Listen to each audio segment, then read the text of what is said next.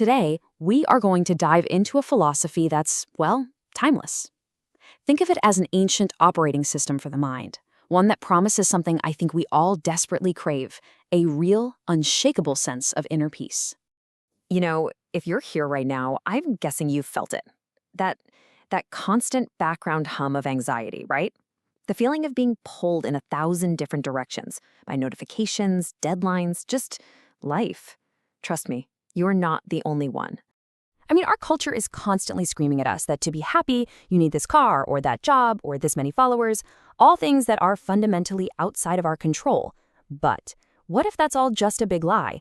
What if the secret to real calm isn't about changing the world around you, but about completely mastering your response to it? Well, for thousands of years, an ancient Greek and Roman philosophy has offered a pretty solid answer, and that is the path of Stoicism, a practical, no-nonsense guide for the art of living. And what's so amazing about Stoicism is who practiced it. This wasn't some abstract theory locked away in an ivory tower. No, this was a real-world toolkit used by absolutely everyone, from the most powerful emperor on earth to people who were enslaved. So let's meet a few of these heavy hitters. First up, Marcus Aurelius. Just try to imagine being the most powerful man in the world, running this huge empire, constantly dealing with war and plagues. That was his everyday life. And his big insight right here is so simple, but so powerful. Things don't upset us.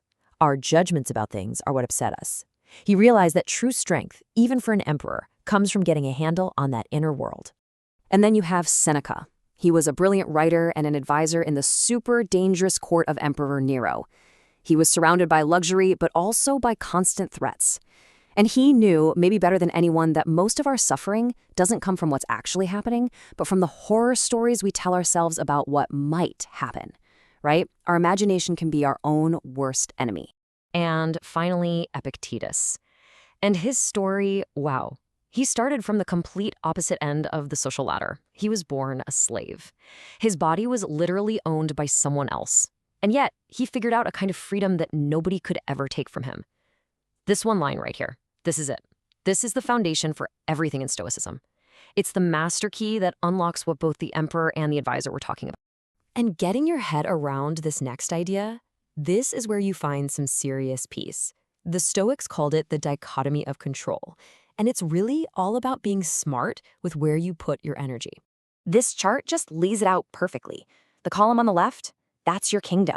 The one on the right, that's everything else. So, for example, you can't control if someone cuts you off in traffic. That's in their column. But you have 100% control over your judgment about it, is it the end of the world, and your action in response. The whole Stoic game is to pour every ounce of your energy into that left column and just learn to accept the right. That right there is freedom. Okay, so that's the main theory. It makes sense, right? But how do you actually do it? Well, the Stoics had this awesome toolkit for the mind, and we're going to look at two of the most powerful tools in it. All right, first up is a practice that sounds kind of gloomy, but believe me, it is incredibly powerful. It's called premeditatio malorum. Basically, it's a mental exercise where you take a moment to imagine losing the things you love. Like, what if that big project you're working on fails? By thinking it through, you're not just mentally preparing for a setback, you're actually building this deep sense of gratitude for what you have right now. It's like a fire drill for your soul. The second tool is really an attitude. It's amor fati, which means a love of fate. Now, this is a step beyond just gritting your teeth and accepting what happens. This is about actively embracing it. It's about treating every single event, especially the tough ones, as the perfect raw material to practice your virtues, like courage or patience. The obstacle doesn't just block the path. The obstacle is the path. And I don't think anyone has ever described amor fati better than Marcus Aurelius does with this quote. A mind that's trained this way is just like a fire. You can throw anything at it, a setback, a frustration, an insult, and it doesn't get put out. Nope. It just uses it as fuel and burns even hotter. So let's bring all this back home, because Stoicism isn't something you just read about and nod your head. It's something you do. It's a daily conscious choice to build an inner fortress, an unconquerable citadel right inside your own mind. This is the end game. This is the whole point. The world can do whatever it wants. It can be chaotic and unfair, but it can't touch your core self, your power to choose how you respond unless you let it. That power of choice, that's always yours. It is always, always free. So how do you start building that fortress, like today? It's actually a pretty simple routine. First, when you wake up, just set your intention. And this is crucial. Your goal isn't a specific outcome.